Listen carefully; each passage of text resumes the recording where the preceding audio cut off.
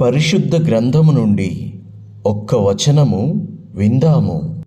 కీర్తనల గ్రంథము 99వ అధ్యాయము 8వ వచనము.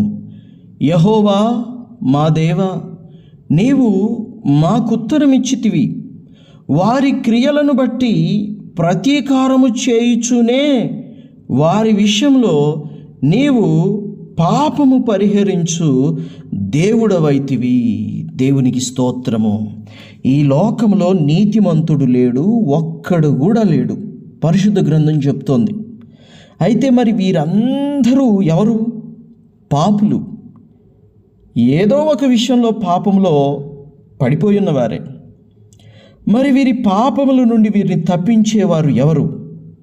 లోకం మీద ఏ మనిషి, ఏ సంస్థ, ఏ కంపెనీ, ఏ జాతి, ఏ ప్రాంతం, ఏ కులం, ఏ మతం, ఏ వర్ణము, ఏ వర్గము, కులము కానీ, ప్రాంతము కానీ, జాతి కానీ, మతము కానీ, వర్ణము కానీ, వర్గము కానీ, వ్యక్తి కానీ, సంస్థ కానీ, కంపెనీ కానీ ఏదీ లేదు. ఒకే ఒక్క దేవుడు ఉన్నాడు. ఆయన ప్రభు అయిన యేసుక్రీస్తు. ఆయన మాత్రమే ప్రతి ఒక్కరి పాపముల నుండి, వారి క్రియల వలన కలిగిన పాపము నుండి కావచ్చు, తలంపుల వలన కలిగిన పాపం వలన కావచ్చు, వంశపారపర్యముగా వచ్చిన పాపమైనా కావచ్చు,